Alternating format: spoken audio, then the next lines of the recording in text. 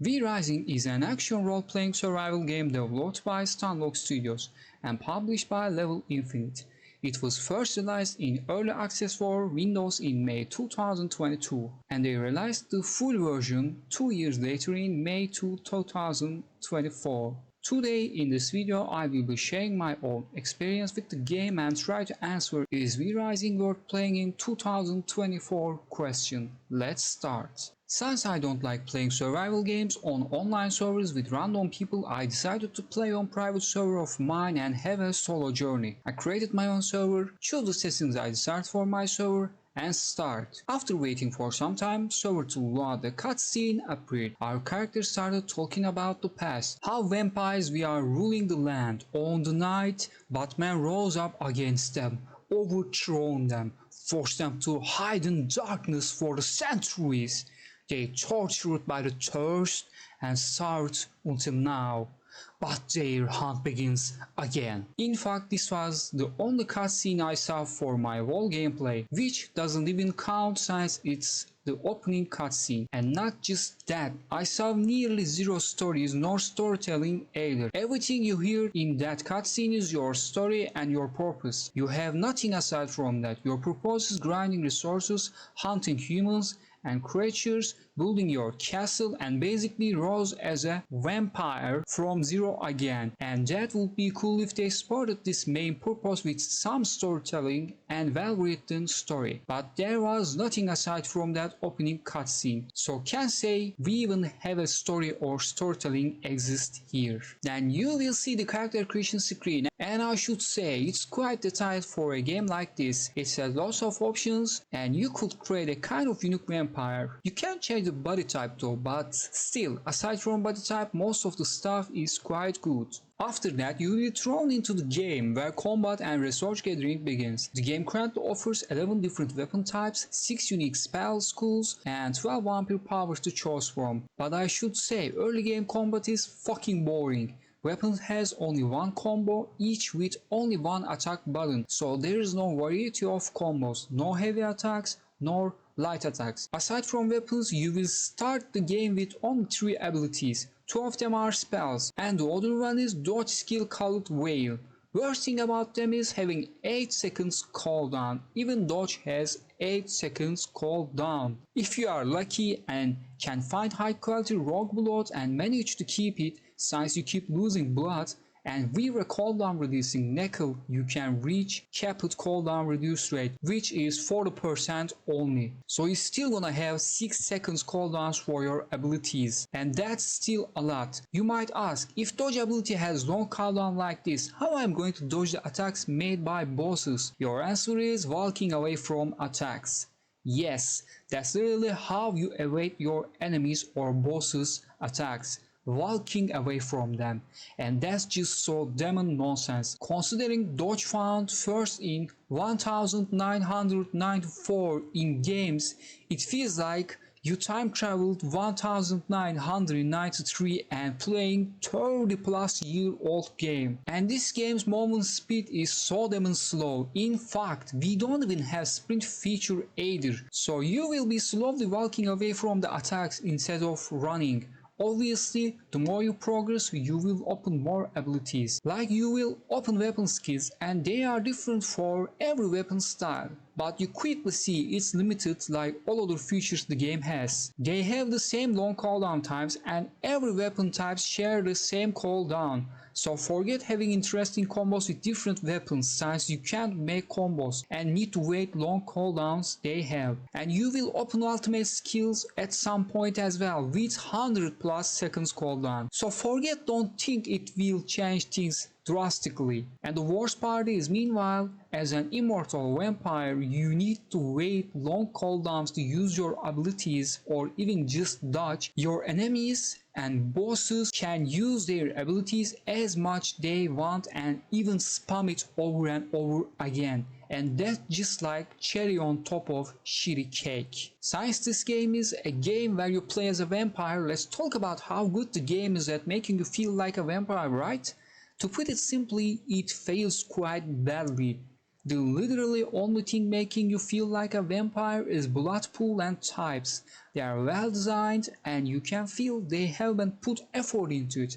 Every enemy type has different blood type, creatures, brews, rogues, warriors, and scholars has different bonuses and different tires depends on the quality you got from your carrier. It's really interesting and well designed system. But aside from them, everything the game has makes you feel like a mere human rather than immortal vampire. First of all, your character speed is same as NPCs or bosses if they are not faster than your character. And we don't even have sprint feature in this game, aside from the speed bonus you get from animal form. But that doesn't count since it doesn't affect combat speed, because obviously you can fight in that form with your weapons and spells, etc. Dodge or veil we have in this game is another feature vampires have and tied to their speed, the ability to travel so fast that looking like they teleport. And even though it looks cool, having very long cooldown for a move like this makes it almost useless and something you will only use as last resort. Considering how fast vampires should be according to their known qualities, the game fails hard here. Secondly, seeing how enemies and bosses can spam their abilities, but as an immortal vampire, your character needing to wait long cooldowns even for using mere dodge is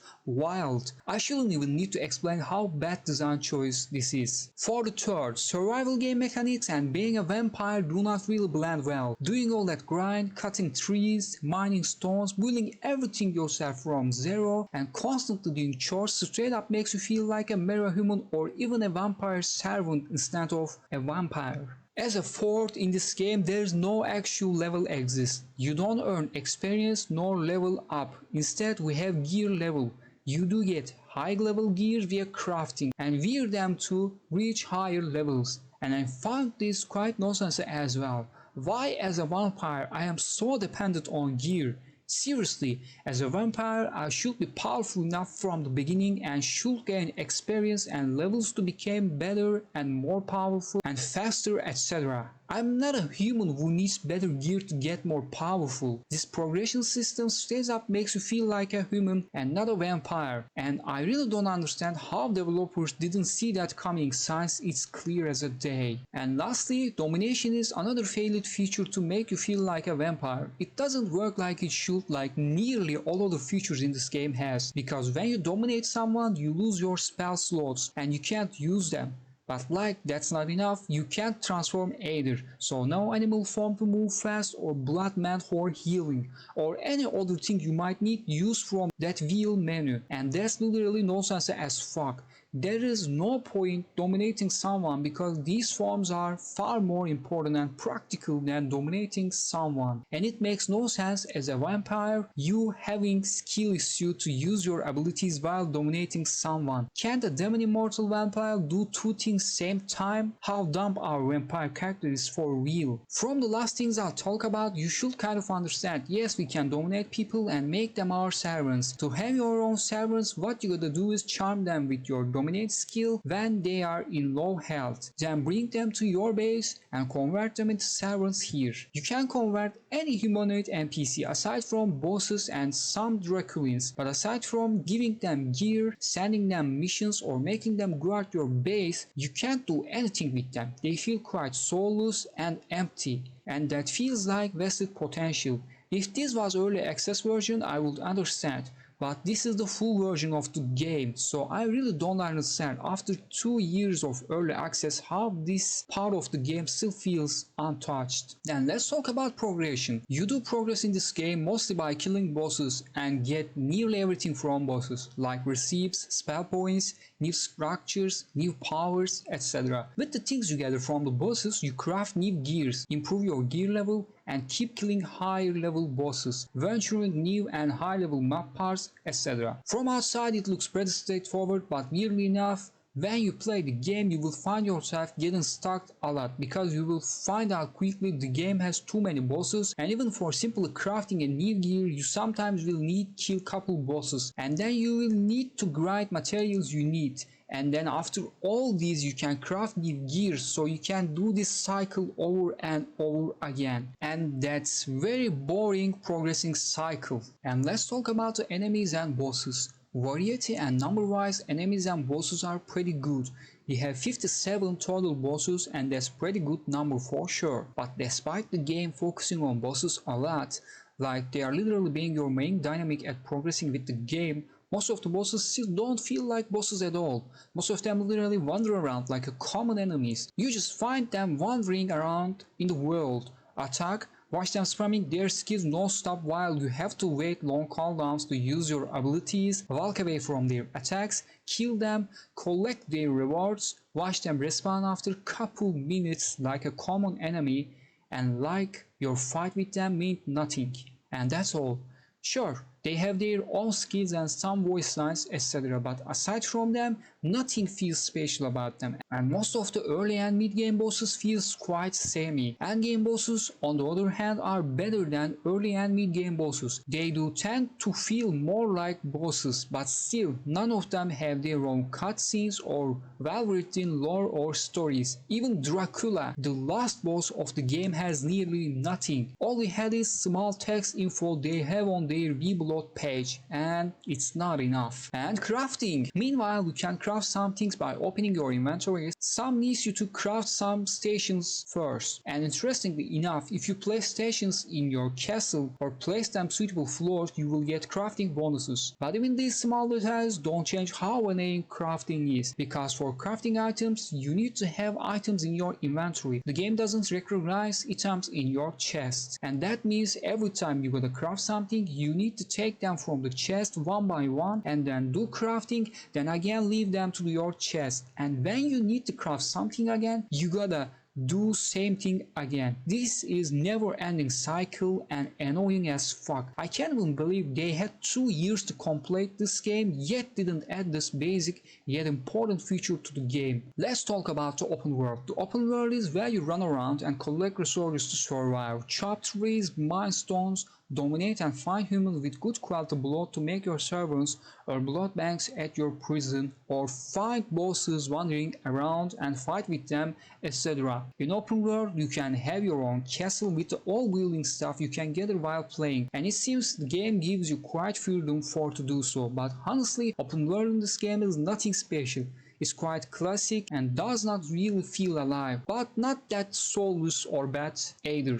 And lastly, let's talk about visual parts of the game. Visually, the game looks good and bad same time. Looks good because since it has isometric camera angle, you won't be seeing things too close most of the time, and the game has good looking design and colors. Skills has good visuals as well, so it does look good, but textures are not detailed enough. The moment you look things closer, you'll realize how old and bad they look. So, as I thought, they look good and bad same time. Alright, since we covered nearly everything, let's start with pros. If you wanna play a game where you are a vampire in a survival setting with an open world, this is one of rare games, if not the only one. Character creation features we are decent. Enemy and boss variety is not bad. Cons: story nor storytelling not exist. Combat at early and mid game is boring as fuck, and not that great in end game either as far I can see, considering it doesn't change that much aside from little cooldown change or attack speed, etc. The game is terrible in the most important part, doing good job with the vampire theme. Sadly, it fails to make you feel like a vampire in nearly every aspect. The progression cycle is quite boring and repetitive. Most bosses don't feel special at all and they feel like elite enemies at best. Crafting is quite boring and tedious. Verdict: as a person who loves vampire themes but is not into survival games that much, I got really bored with this game and had to force myself play more because people kept saying the game will become better later on. But even with the using mods and messing around to have fun, still at some point I couldn't and had to drop. This game doesn't live up its own damn and doesn't deserve the V-Rising name. It does a really bad job of making you feel like a vampire, and I wish it wasn't introduced as a vampire themed game. Not only that, it really lacks a lot of features and still needs lots of tweaking. So I really don't understand, despite having 2 years in early access, how this game still feels this raw and lacking. My suggestion to you is consider the things I told here and decide whether you play or not. I mean, who knows? Maybe you are not really into feeling like a vampire and you are fine with playing an isometric survival game with a vampire reskin just to make it sell more. Who knows? But if you wanna hear a clear answer from me, my answer is no. It's not worth playing, at least not for me.